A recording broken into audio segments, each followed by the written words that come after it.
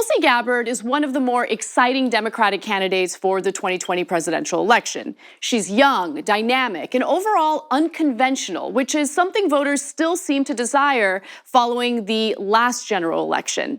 Tulsi's a veteran who toured Iraq twice and is a harsh critic of the wars that push for regime change. And also in 2016, she endorsed Senator Bernie Sanders and took a principled stance against the Democratic National Committee by actually stepping down as the vice chair. I am resigning from the DNC so that I can support Bernie Sanders for president. I'd like to tell you why. As a veteran and as a soldier, I've seen firsthand the true cost of war. I served in a medical unit during my first deployment, where every single day I saw firsthand the very high human cost of that war. I see it in my friends who now, a decade after we've come home, are still struggling to get out of a black hole.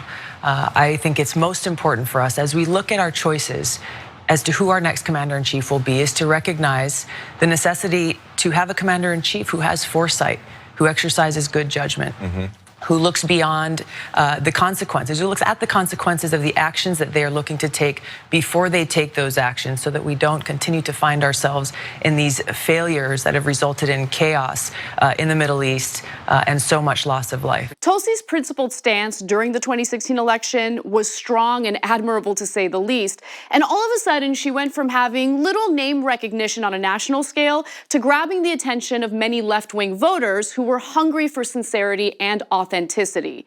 Now, in an effort to be upfront about my own biases, I have to tell you that when Tulsi announced that she was going to run for office, I was extremely excited. But in my initial view, she represented everything I liked about Bernie Sanders and possibly more. The fact that she's young, a woman, and a veteran is extremely appealing because I felt that she would have valuable perspectives on issues that Sanders might be weaker on. But soon after her announcement, a few issues came up that I think are worth exploring. This is not a takedown or a hit piece on Tulsi. I still think she's a fascinating candidate. I still think she has several attributes that place her above many of the other Democrats running. But it would be misleading and unfair to my audience if I pretended there weren't some concerns for progressives. Most of the worries I personally have center on Tulsi's foreign policy views. While she's clear in her disdain for military intervention in the name of regime change, she is supportive of the war against terror. The Intercept reports that Tulsi has argued in support of the global war on terror, a position antithetical to her anti-war image. The website votetulsi.com includes a direct quote by the Congresswoman that reads, "In short, when it comes to the war against terrorists, I'm a hawk. When it comes to counterproductive wars on regime change, I'm a dove."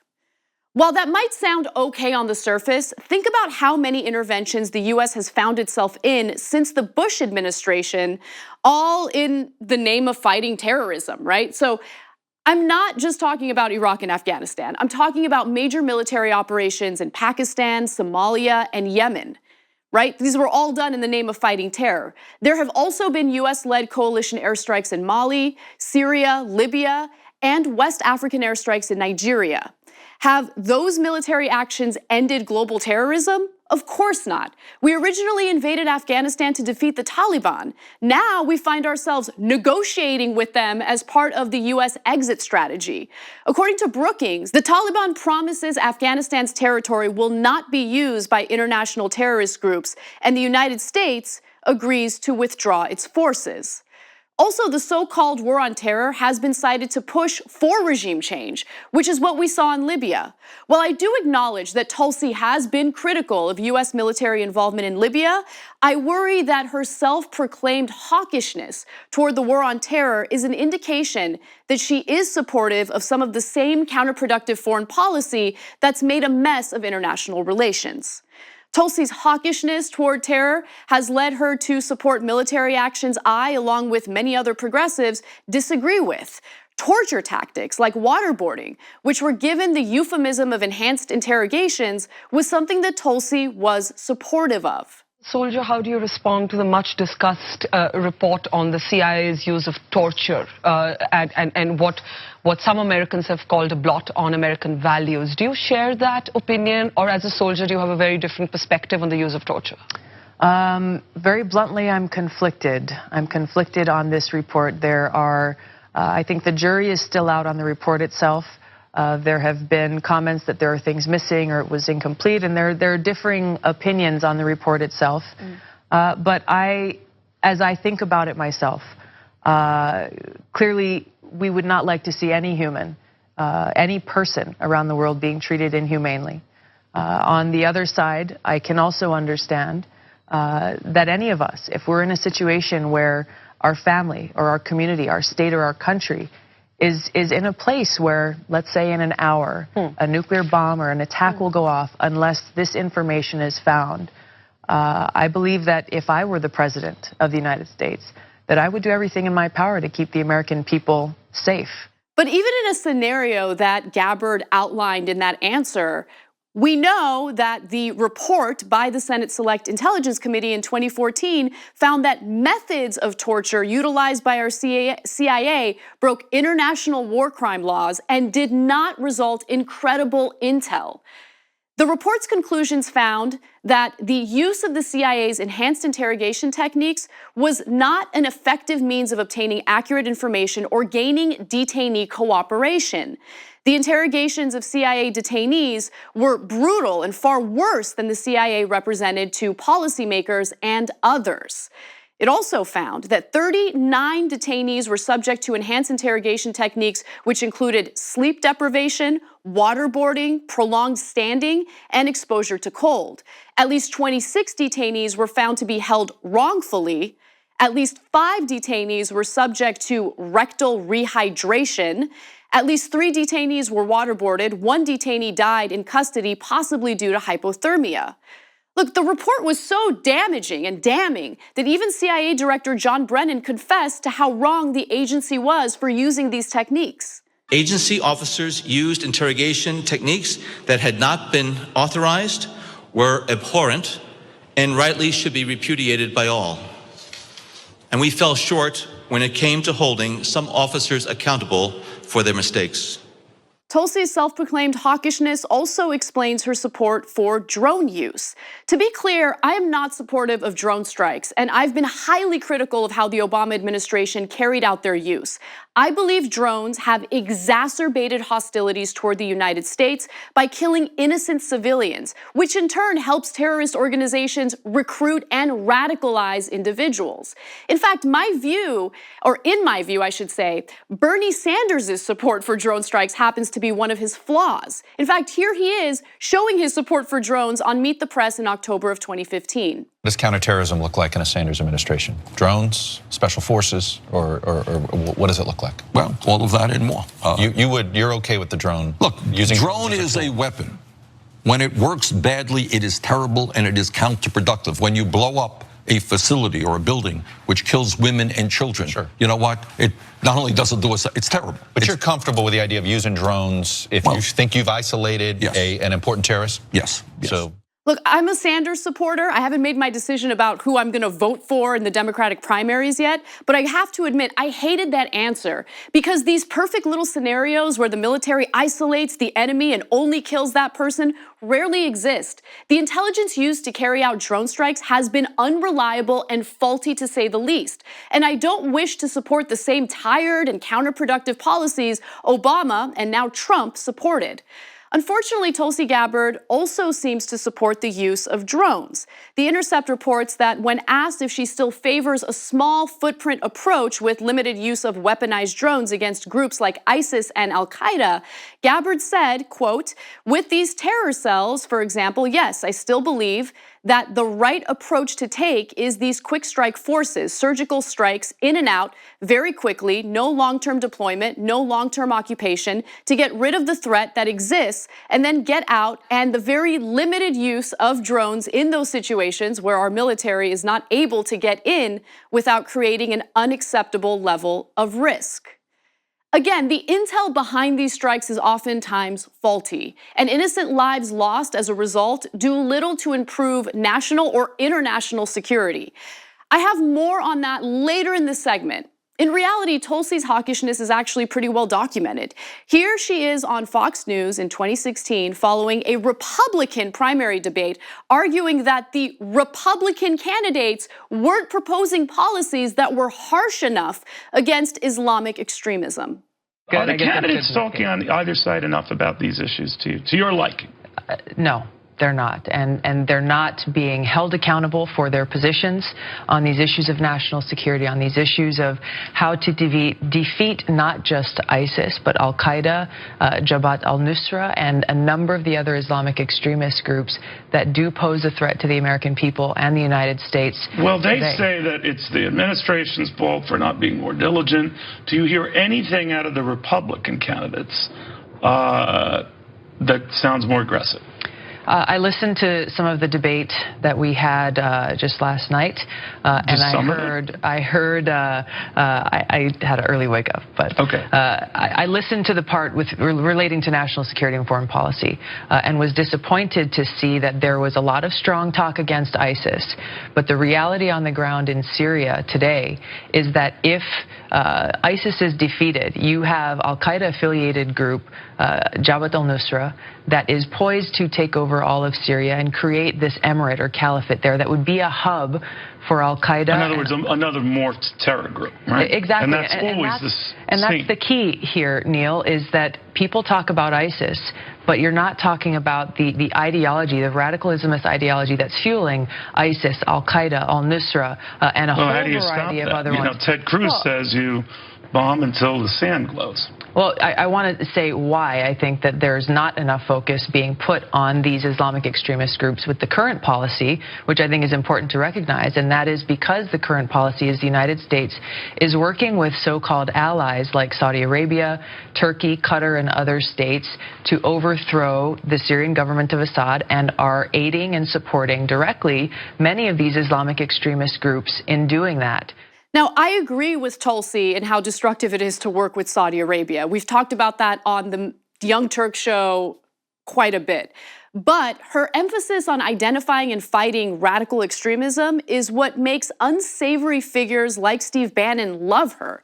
She seems to believe that it's solely the religion or ideology of the terrorists that lead to terroristic acts that we see today. While the ideology of extremism certainly does play a significant role, Tulsi never acknowledges how US foreign policy helps bad actors in radicalizing others. If we're using drone strikes that kill innocent civilians abroad, that encourages and persuades their living family members to join terrorist organizations in fighting the West. Tulsi's ideology toward Muslims actually aligns quite a bit with the right wing. In 2014, she introduced a bill that would have halted the visa waiver program for allied countries whose citizens had gone to fight with extremists. Tulsi claimed that the waiver program, quote, puts the American people in danger. Look, it didn't pass, but had it passed, people from the UK, France, Germany, and many other European countries would have been forced to apply for visas before visiting the United States. Tulsi was also extremely critical of Obama's refusal to use the phrase radical Islamic terrorism, which was a common criticism coming from the right wing. What difference would it make if he used the phrase radical Islamic terrorism or extremism? Look, this is something that I've disagreed with the president on because I think it's important that you identify your enemy, you know who they are, you call them by their name, and you understand the ideology that's driving them. You know, I understand and appreciate the president's concern, which is he doesn't want all Muslims to be cast with the same targeting or the same look as this handful of radical jihadists. And I agree with that. No one wants that to happen. But that's why I think it's important that we make this distinction. As I mentioned earlier, Tulsi's policies and rhetoric toward Muslims caught Steve Bannon's attention. And soon after Trump was elected, she was invited to meet with the president-elect for a possible role within his administration. According to a source who spoke to The Hill, Bannon loves Tulsi Gabbard, loves her, wants to work with her on everything. She would fit perfectly, too, inside the administration. She gets the foreign policy stuff, the Islamic terrorism stuff. Bannon appreciates Gabbard's willingness to publicly criticize President Obama for refusing to name the enemy, radical Islamic terrorism. NBC News reports that Trump asked for the meeting, Gabbard says, to discuss Syria, the fight to defeat ISIS and al-Qaeda, and other foreign policy issues. Tulsi also said, while the rules of political expediency would say I should have refused to meet with the president-elect, I never have and never will play politics with American and Syrian lives. Okay, that's fine. So let's take a moment to talk about the Syrian lives she says she cares about so much. If you can recall, back in 2015, there was a giant debate raging about whether or not the United States should accept Syrian refugees. These are civilians who were desperately fleeing a war-torn country in search for safety. Tulsi actually voted for a GOP-backed bill to make it virtually impossible for Syrian and Iraqi refugees to come to the United States. Remember, this was before Trump came into power and ordered the Muslim ban. Tulsi was one of 47 Democrats to join the House GOP in passing the SAFE Act, which would have added extra requirements to the already thorough refugee vetting process. It would effectively halt the admission of Syrian and Iraqi refugees into the country. There were other foreign policy issues Tulsi agreed with Republicans on. While she has been critical of how Trump pulled out of the Iran nuclear deal, she was actually a vociferous critic of the deal back in 2015, saying at the time, quote, "We cannot afford to make the same mistake with Iran that was made with North Korea." In other words, she wouldn't have approached the Iran nuclear deal from the framework of diplomacy. Also, keep in mind that Israeli Prime Minister Benjamin Netanyahu was highly critical of the deal and continuously pushed for US-backed escalation toward Iran. When he delivered his unprecedented speech to Congress in March of 2015 to criticize and end the deal, Gabbard refused to join Democrats who boycotted that speech, and she really attended it herself. She has been honored by right-wing pro-Israel forces at the World Values Network Gala, which was co-hosted by influential Republican donor Sheldon Adelson. A photo from the event shows Gabbard posing with avid Trump supporters Rabbi Shmuley and Miriam Adelson, the wife of Sheldon. Now, keep in mind though, Miriam Adelson is the type of person who's been very vicious against Palestinians and even considers them a made-up people. There are also worries about her affinity for strong men like President al-Sisi in Egypt, who Tulsi says has, quote, shown great courage and leadership in taking on the extreme Islamist ideology while also fighting against ISIS military to keep them from gaining a foothold in Egypt. But look, as I mentioned earlier, the war on terror is not so cut and dry. It leads to unintended consequences and innocent lives lost. The US has been selling al-Sisi weapons to help in the US battle against extremism. In 2015, Egyptian forces bombed a convoy of Mexican tourists about 5 times over a period of 3 hours, even after local security forces on the ground had stopped them twice and cleared their passage. 8 Mexican tourists were killed in the mistaken attack, which shows you that the intelligence is often imperfect or inaccurate. That's a huge part of the reason why I'm against drone strikes.